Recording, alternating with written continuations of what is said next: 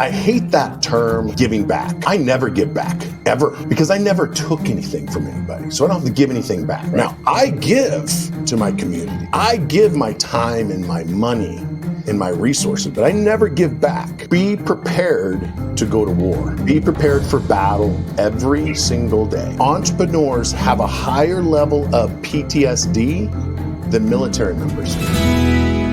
So you had really kind of a watershed moment, like a crossing the Rubicon kind of experience when you crossed through that door, and you're like, "There's a dead guy here." And but what if I'm hearing you right, what you experienced was respect. I mean, obviously it didn't happen that day, but you're like, okay, I'm licensed. There's trust. There's respect. I'm getting good money too, but you were going to run out of that room. Yeah. Even though it was $500 a week, because you're like, this is crazy. But then somebody trusted you. So of those things, if somebody had a job, I just had a conversation with somebody a couple of days ago, a man who's trying to decide, he hates his job. He's like, I've been doing this for 10 years. I'm really good at it, and I just can't do it anymore. I want to do kind of what you're doing, entrepreneurism. And we had a conversation about, where does he start? What's the most important thing you would tell somebody who's like, I'm going to start this. I'm going to walk away from the safety. Yeah. There's so many things that I could say. It's hard for me to say what's the most important thing to say. I would say that what Wally taught me is it doesn't matter how much money you make. I mean, I meet with entrepreneurs just like you do and Sterling does, that they make millions of dollars and they keep thousands of dollars or tens of thousands of dollars. So I think really understanding how to make money is important, how to get customers is important, how to keep customers is important, but how to keep your money is probably one of the most important things you can do. Because if you can keep more of it, you have more of it to invest back into your business, eventually into your staff, so you can start scaling, and then eventually start investing that money back into your community and making a difference. I hate that term, giving back. I never give back, ever, because I never took anything from anybody. So I don't have to give anything back. Right. Now, I give to my community. I give my time and my money and my resources, but I never give back. So I think that's probably it, Mark, is, being committed. And then the next thing would be prepared to go to war. Be prepared for battle every single day. Entrepreneurs, I read a study a few years ago, and it's entrepreneurs have a higher level of PTSD than military members do. Much higher, in fact, because you're constantly bombarded with problems.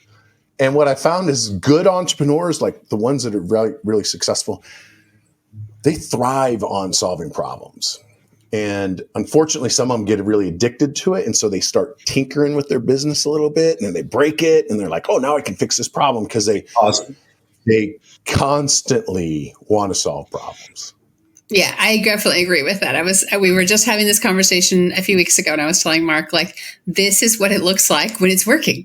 Like, it's supposed to be hard and complicated and weird, and what worked yesterday didn't work today. And this is it. There's no other place to get to. Like, you might as well burn the finish line down. It doesn't get easy. It's just different. It's not ever this you get stronger, but it doesn't necessarily change. And so I love that about being an entrepreneur. And I've been an entrepreneur in bunches of different types of businesses and industries, but I still think that's the only great reason to be an entrepreneur, is that there's something to fix every morning, and I get up and I'm excited, and no matter what it is. And sometimes it wears me out, right? I have days where it just wears me out, right? But I like that part about it. Like, that's the part that lights me up. That's the part that has me knock it on someone else's payroll. Really. I think the other thing I would add to that, Sterling, is there is no finish line. No. A lot of people think, oh, when I get to here, I'll be happy, or I get to here, I get to here. If you are going to be a successful entrepreneur that is satisfied, that is happy, and that doesn't just completely lose their mind due to stress, you need to figure out very, very early, there is no finish line. There is no winning the game, because as soon as you get close to that goalpost, you move it out another 100 yards, and you will never, ever, you should never actually run through the goalpost. You should never reach the end, because that means you stop learning. Yeah. If you stop learning, I think you die. I completely agree. I was telling Mark, I had a business a long time ago, and me and my partner, what we did is we stopped playing the game of if we were winning. Because whatever, we could buy cars, we could get a different house, whatever. We started playing the game of the guy who was our opener on the phone, right, who cold called on the phone when he had a good car, when he was taking his girl to somewhere nice to eat. Like, that's what actually was up on our board, was like, how well is he doing this week? Not how well our closers are doing, not how well is our business doing. Like, is the kid that we pulled off the street cold calling, is he able to afford a Lexus? Right? I remember the day he went and got a Lexus, right? It was a big fucking moment. It was way more fun than us getting a new car even, right? So I think he got a new car before I did, because we were just so excited about that. And so that's way more entertainment and way more motivation.